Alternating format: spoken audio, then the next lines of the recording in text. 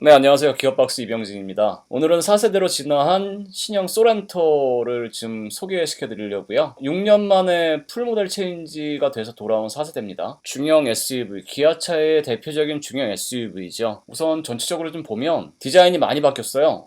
3세대까지는 약간 바람을 가르는 듯한 좀 동글동글하고 소렌토만의 좀 엣지 넘치는 막 라인을 막 강하게 살려내는 것보다 면을 좀 많이 강조한 그런 부드러운 디자인이 좀 대세였는데, 이 4세대 신형 소렌토는 날선 남성스러운 그런 라인들을 좀 많이 강조했어요. 3세대에 비해서 길이, 너비, 폭 뭐 그런 것들이 10mm 1cm가 커졌어요. 근데 인상적인 건 휠 베이스 옆에서 지금 보고 있는데요.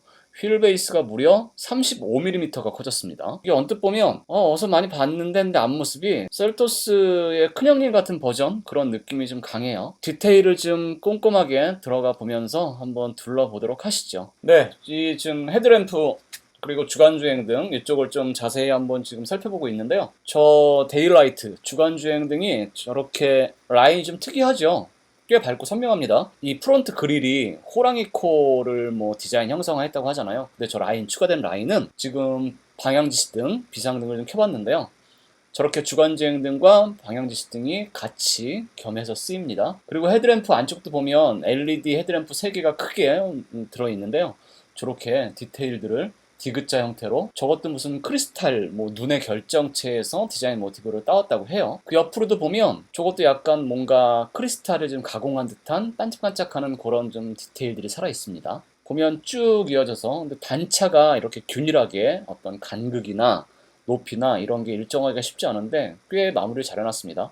이 프론트 그릴도 안쪽으로 살짝 들어가 있죠. 그래서 옆에서 보면 입체적이기도 하고, 저 프론트 그릴 안에 보이는 저런 패턴들도 다 제각각 크기나 패턴이나 그런 게 좀 달라서 특이한 멋을 좀 강조하고 있습니다. 그리고 이 앞범퍼 왼쪽으로 뚫려져 있는 저거는 모형은 아니에요. 진짜 저게 뚫려져 있어서 공기를 뒤쪽으로 좀 자연스럽게 빼내는 역할을 하고 있죠. 휠은 20인치입니다. 보통 기본은 18인치부터 선택을 할 수가 있는데 얘는 20인치 휠이 들어가 있습니다. 휠 디자인이 생각보다 신경을 많이 써서 완성을 했어요. 실제로 보면 약간 무광 재질의 크롬이기도 하고, 그리고 휠 볼트 부분도 저렇게 캡을 별도로 완성을 해놔서 꽤 실제로 보시면 더 뭔가 만족스러울 거예요. 저렇게 앞핸더 쪽에도 뭔가 조금 더 차체가 좀 크고 다부져 보이는 요소, 디자인 요소를 만들어놨고, 사이드 미러도 보면 아래 위가 나눠져 있죠. 네, 도어 캐치도 다크크롬, 때가 좀 덜 타는 도어 캐치로 완성을 해놨어요. 문이 끝까지, 차체의 바닥 끝까지 완전히 감싸지는 커다란 형태라서 저 뭐 흙탕물이 튀거나 뭐 차체가 좀 지저분해지거나 해도 끝까지 도어가 감싸고 있기 때문에 조금 더 깔끔하게 편하게 타고 낼 수 있는 구성이죠. 되게 큰, 거의 1리터짜리 생수병도 넣을 정도의 또 다른 밑에 공간을 저렇게 별도로 파놨어요. 저 3열 시트 옆쪽으로 보면 창문이 있고요. 샤크핀, 상어 지느러미 같은 프랑스 브랜드 DS에서 좀 볼 수 있었던 패턴, 디자인 패턴인데 이 4세대 신형 소렌토에 저렇게 넣어놨는데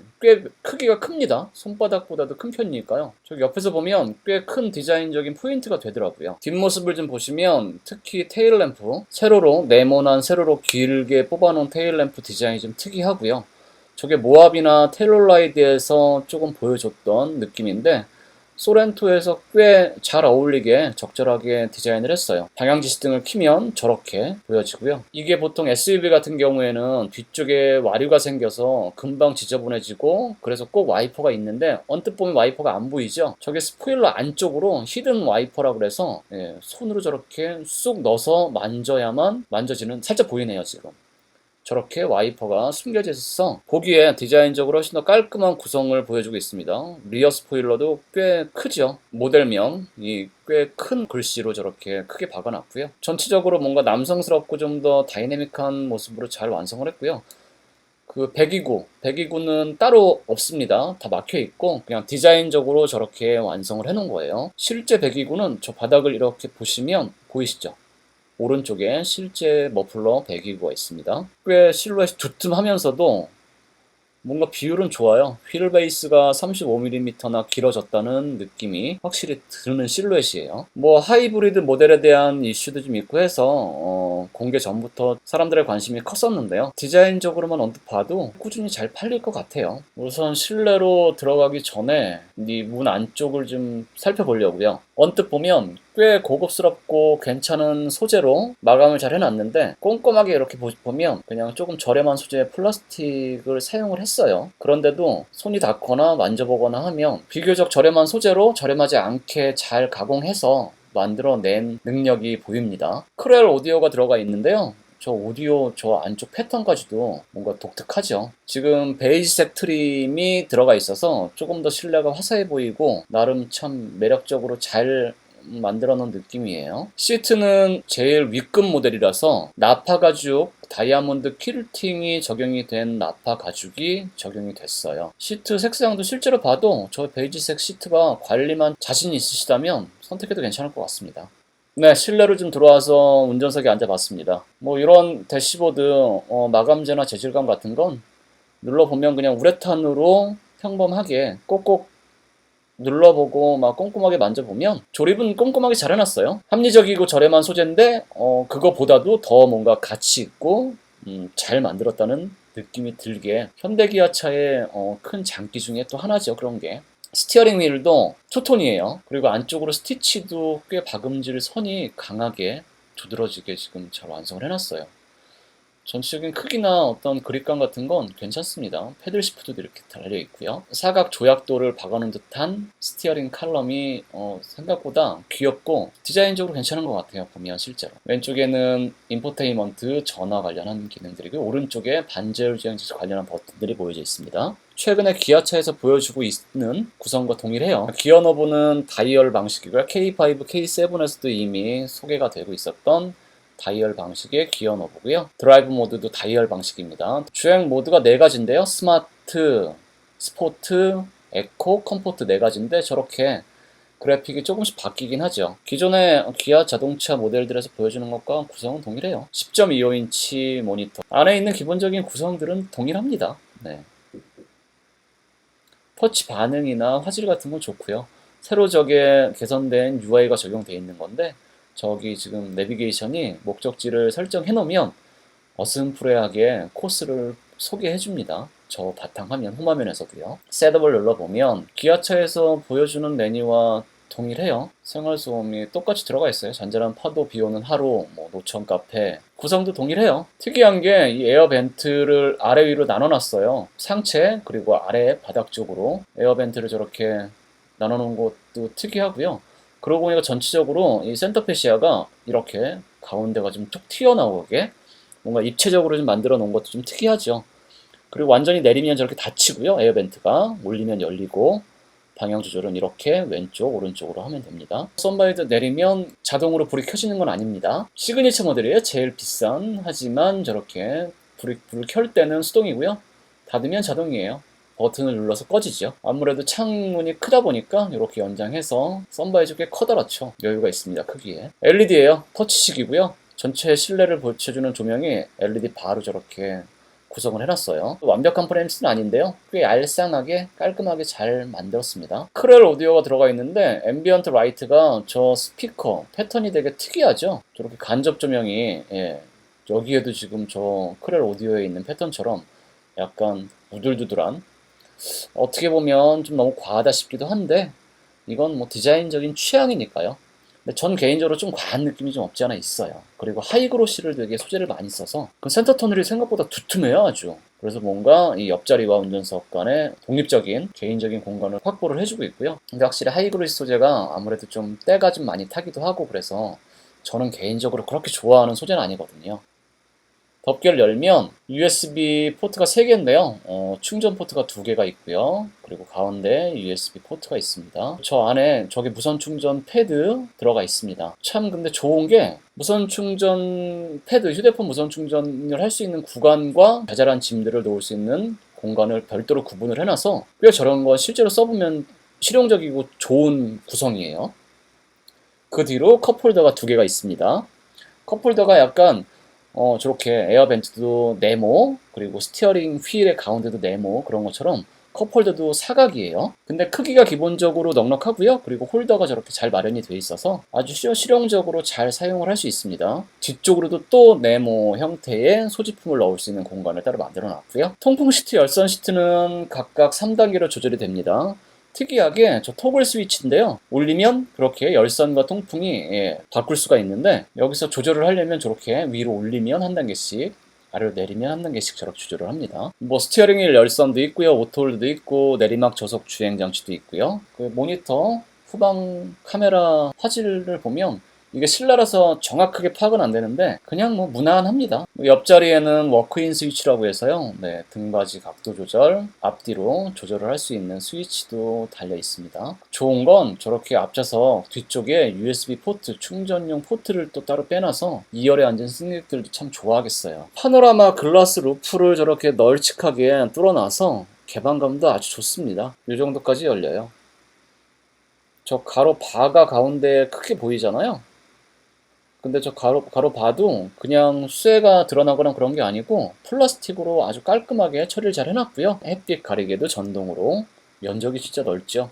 2열, 3열에 앉아도 개방감이 아주 좋을 거예요. 네, 이제 신형 소렌토 뒷공간, 그리고 2열, 3열을 좀 보려고요. 해치를 좀 열어보려고 하는데 보통은 저 위쪽에 있었잖아요. 근데 없어요. 이 아래에 해치를 여닫을 수 있는 전동 버튼이 있습니다. 해치를 닫을 때는 저 버튼을 사용하고요. 저 큰 길다란 건 열대예요. 지금 6인승이에요.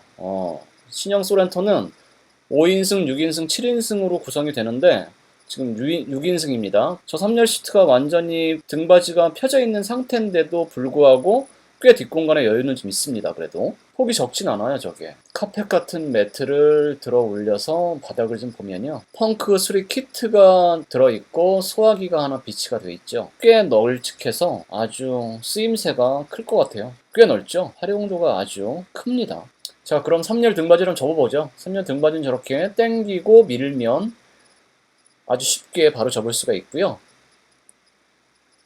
네, 바닥과 아주 그냥 평평하게 딱 접히기 때문에 3열 시트 등받이만 단순히 접었을 뿐인데도 상당히 실내 공간은 여유가 있죠. 이 카펫 매트 같은 거, 저게 3열 시트를 딱 등받이를 접은 다음에 저걸 펼쳐가지고 딱 깔아두면 아주 깔끔하게 딱 피팅이 되죠. 네, 그러면 2열 시트 한번 본격적으로 한번 들어가 볼게요. 헤드레스트도 저렇게 조절이 되고, 팔걸이 각도가 섬세하게 각도 조절이 돼요, 저렇게. 그리고 2열이 독립 시프트잖아요. 슬라이딩, 수동으로 저렇게 앞뒤로 꽤 큰 폭으로 왔다 갔다 할 수도 있습니다. 저 2열 시트를 완전히 슬라이딩을 해서 뒤로 빼면 3열 시트를 등받이를 접은 상태인데, 완전히 빼면 거의 3열 시트 접은 헤드레스트와 맞닿는 정도까지 뒤로 빠집니다. 이게 지금 최대로 2열 시트의 등받이 각도를 뒤로 젖힌 상태예요. 높이야 뭐 워낙 여유가 있어서 문짝에 있는 팔걸이와 저기 각도 조절이 가능한 팔걸이가 참 편하다라는 말씀을 드리는 거고요. 이 독립된 시트니까 그래서 훨씬 어떤 실내 공간이 여유롭고 편하다, 장황하게 설명을 드리는 중입니다. 자, 보시면 앞좌석에도 겉에 저렇게 그물망으로 네트가 하나 또 있고요. 짱짱해요. 그 뒤로 또 포켓이 있어요. 그 이중 포켓이라 실용성이 아주 좋아요. 그리고 도어 안쪽에 저렇게 컵홀더가 따로 박혀져 있는데 저게 디자인도 꽤 괜찮지만 특이해요. 저게 같은 플라스틱인데 저 컵홀더 전용으로 뭔가 조금 다른 재질의 컵홀더를 쏙 박아놓은 듯한 그런 느낌이더라고요. 열선도 있고요. 그리고 이렇게 햇빛 가리개도 수동이지만 있습니다. B필러에는 에어벤트가까지 있는 건 아니고요. 센터 터널 뒤쪽으로 에어벤트가 2개가 있습니다. 마찬가지로 완전히 내리면 닫히고요. 올리면 열리고 양옆으로 저렇게 움직여서 방향을 조절할 수 있고요. 크롬으로 테두리를 두툼하게 둘러놓은 것도 특징적이죠. 그 밑으로 보시면 220V 파워 아울렛이 있고요. USB 포트가 또 하나 있고요. 12V 아울렛이 또 있습니다. 그러니까 상당히 실용적으로 잘 꾸며놨어요. 저 USB 포트는 저 가운데에도 하나 있지만 아까 보여드린 것처럼 저 앞시트 등받이 옆쪽으로도 운전석, 보조석 여기도 있고요. 여기도 있고 여기도 있고. 그러니까 참 이런 깨알 같은 이 옵션들은 정말 사람들이 좋아할 만한 옵션이죠. 2열에서 3열로 좀 들어가 보려고 하는데요. 지금 2열 시트 같은 경우에 6인승이다 보니까 저 가운데에 복도처럼 통로가 있어요. 들어올리다 그냥 들어올리면 안 되고요. 마찬가지로 저렇게 당겨서 들어올리면 저렇게 펴집니다. 그래서 가운데 통로를 이용해서 3열로 갈 수도 있는데 보통은 저렇게 잘 안 가겠죠. 2열 시트를 자연스럽게 젖히고 안쪽으로 한번 들어가 볼게요. 자, 자세하게 보여드리면 저기 2열 시트 저 버튼을 그냥 딱 원터치처럼 누르면 자동으로 3열 시트로 들어갈 수 있는 저렇게 여유 있는 통로가 생겨요. 확보가 됩니다. 보기보다 헤드룸의 여유가 별로 없어요. 네, 저 손바닥 하나 정도? 제가 덩치가 큰 편이 아닌데도 손바닥이 한 개, 두 개가 채 안 들어가는 헤드룸 높이다 보니까 덩치가 좀 있으신 성인 남성분들은 3열 시트는 좀 어려우실 거예요. 그냥 두 명이서 앉아서 갈 만한 폭은 돼요. 폭은 되는데 여유가 있는데 옵션들이 꽤 있어요. 저렇게 에어벤트도 따로 있는데 저기는 에어벤트를 뭐 이렇게 닫을 순 없어요. 바람이 안 나오게. USB 포트도 있죠, 따로. 그리고 컵홀더, 그리고 수납 공간이 있습니다. 저게 처음에는 저는 저기 무선 충전이 되나 했는데 그게 아니고 여기 음료수 올려놓지 말고 뒤에다 꽂아놔라 라고 하는 표시더라고요. 오른쪽에 보면 저렇게 아예 히터나 에어컨을 껐다 켜고 바람 세기를 조절할 수 있는 다이얼이 따로 마련이 돼 있어서요. 3열 시트는 별도로 조절을 할 수가 있어요. 그리고 아까 뒷공간 말씀드릴 때 설명을 안 드렸는데 저렇게 2열 시트를 저 버튼으로 등받이를 접을 수 있어요. 접을 수만 있습니다. 그러니까 전동은 아니고 수동으로 그냥 누르면 접히기만 하고요. 켤 때는 수동으로 직접 피셔야 되고요. 12V 파워 아울렛도 저렇게 또 마련해 놨습니다.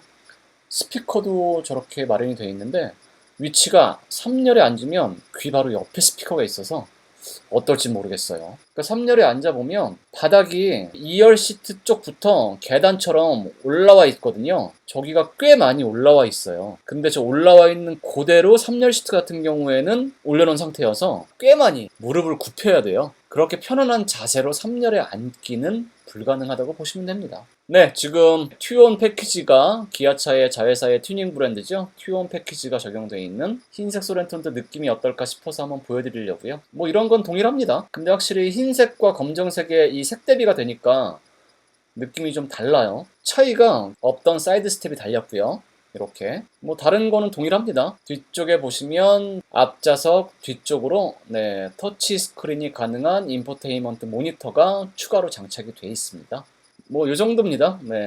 그냥 흰색이 어떤 느낌인지 한번 보여드리고 싶어서요. 흰색도 깔끔하니 괜찮은데요. 이게 디자인이 좀 엣지 라인이나 어떤 선과 면이 좀 구분이 명확하다 보니까 흰색도 괜찮습니다. 더 덩치가 크고 당당해 보이기도 하고요. 네, 그럼 4세대로 진화한 신형 소렌토의 디자인과 옵션 리뷰, 실내 리뷰는 이 정도에서 정리하겠습니다. 고맙습니다.